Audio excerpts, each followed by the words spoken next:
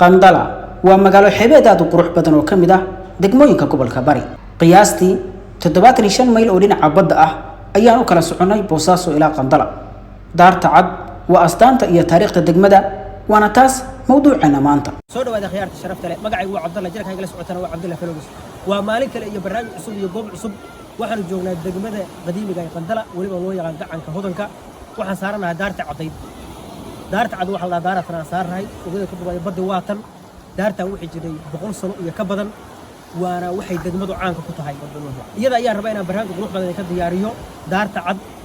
sidoo kale waan ka degi doonaa meeshaan ka degi doono badda waatan waa dheegayga magaalada xagga iga tahay xaggaana waxa iga ah qarki caleed oo soo xiran sida u jeedaan muuqaal qurux badan baa idinka duubi doonaa isoo raaca asxaabi. daarta Cad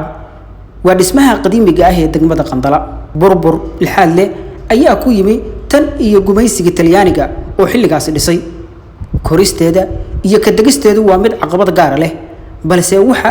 ii fududeeyay qayb ka mid ah bulshada deegaanka jaranjaro dheer ayaan ku xiranay burburka qayb ka mid ah daartan Cad si aan oogada sare idinka tuso taariikhda iyo waxyaabaha ku gadaaman dhalinyaro badan ayaa ila soo kordhay oo oogada timi balse ka degisteeda iyo koristeedu waa mid khatarteeda xambaarsan taasoo ka kooban 3 dabaqo isa saaran. booqashada daarta Cad waa astaanta tagista degmada Qandala. ilaahay nawayba amarkiisu fulaya aynadaadigu talisa ayaa mahanismoode ilaahay nawayba amarkiisu fulaya aynadaadigu talisa ayaa mahanismoode. halkan ayaan asxaabay ka degi doonaa sida u jira magaalada waatan oo gadaashayda ah waa daarta Cadayd burbur ku yimi aan wax dayactir lagu sameyn ka hor Talyaaniga oo meesha gumaysan jiray halkan ka degi doonaa bal ila daawada qaabkan u dego jaranjaradan ayaa leeyahay waan ka degayaa ila fiirsada.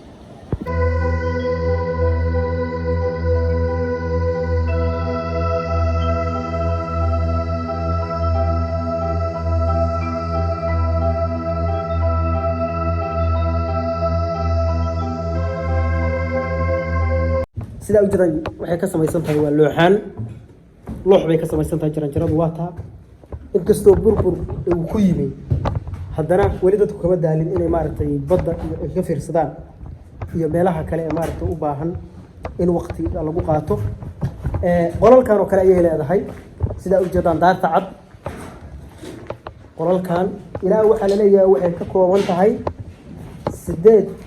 maxaa la yiraahdaa 8 qolba ما يقولون في تلك كوبنتا لا يقولون كانوا كوشينكي ومثلا كوا قصبدي هذا بيقلب بقى وجدي وبقول سنه كبر بيقلب بقى وجدي سيده وجدان halka waa kushiinki halka waa beeshi cunada ugu karsanayay sida uu waa kushiinka waa burburay halka kale beeshi iyadana waxa lagu dhaqan jiray daaqadan oo kale magaalada in dhismaha ruba jirin halkan kale wax ka daawanaysa dhinacaan oo kale buurta waa taa hadda u baahan tahay badana halkan uu ka daawanaya oo maraakiibtiisa kalluunka qaada halkan uu ka daawan jiray sida warshada halka oo leedo kalluunka waxa iska lahaa Talyaaniga wali qolal badan baa ay ku sii doonaa ilaa dhow iyo 20 qol bay ka kooban yihiin halkan oo kale saa u jeedaan iyadana waa daaqad kale oo badda iyo nacoow baa ka dhacaysa qabow halkan lama maray karo sida u go'an tahay waa u jeedaan وها لغة لا صار كذا لكن هو أذكر إن لقى سي قدبه أبدا خطر والله بارتو والله بيان ولا بيان تعرف ولا بي لا بيان غيته ثاني وصل يسمى هاي هذا هو استعمال جري ثلاجة دي قبوتياش وقت ثلاجات بهذا هالك تعالى يقول لك وقوة هلا كان أبدا هالسطينة هل برلوك تلوي ومركز سعونه يسوع ما أعرف كذا عروض.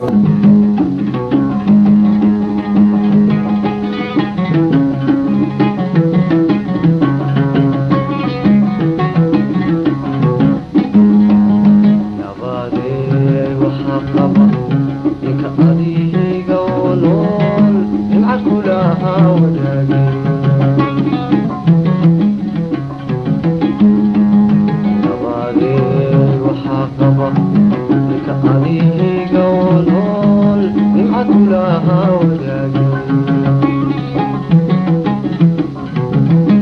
waxaas waa qolalka kala duwan kuwii nafashada kuwii maaragtay jiifka kuwii kushiinka kuwii alaabta lagu xiray jiray kalluunka oo kale kanoo kale muxuu ahaa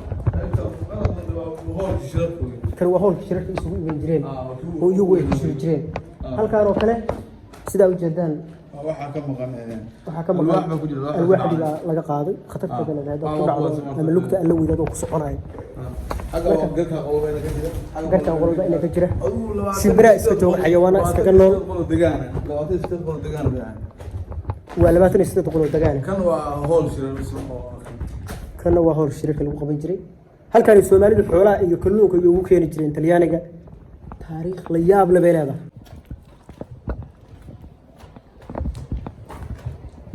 sidaa ujeedana asxaabay halkaan waa qol kaasina waa qol kan waa ka yaryahay marka waxaa laga qaaday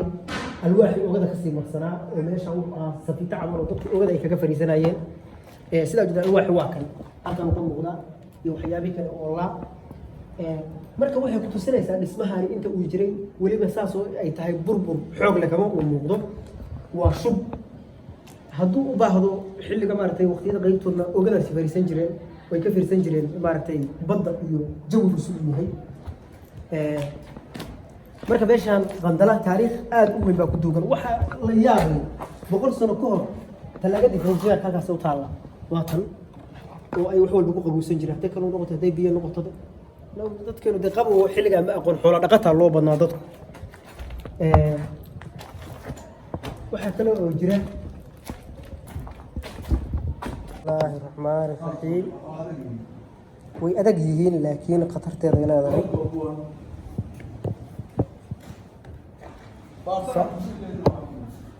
saas ugu dhex soconayna ilaahay hana amaansado waa tiiran adag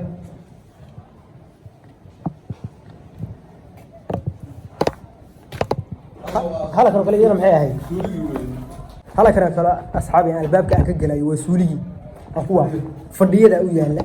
fadhiyo inagu waaga ma aqoon 100 sano ka hor baa fadhiyo u yaalaan saas u sameysnay biyo-gelinta gidaarada ku jira mid kale motoreel bay leedahay daartan lahayd oo sida idinka muuqato qolalka qaybtooda saxada oo wala burburiyay way ka muuqato motoreel baa ka muuqda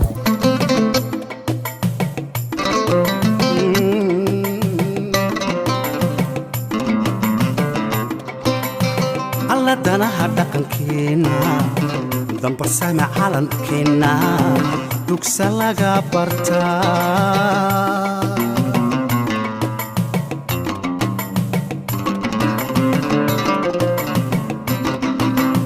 deq ilaahay baale dadnimana Soomaali baale dalkeenina weeyaan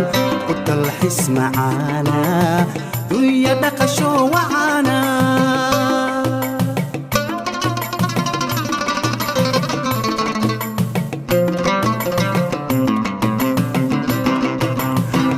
daniyo xesheena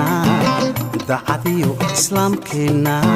dugsa laga bartaa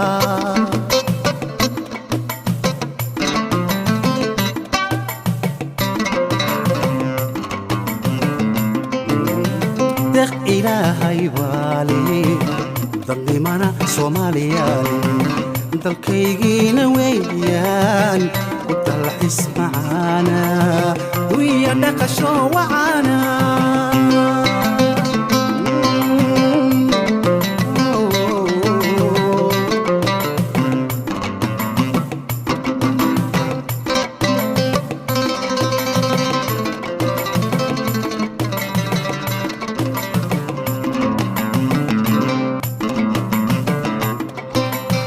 alla danaha dhaqankeena dambarsama calankeena dugsa laga bartaa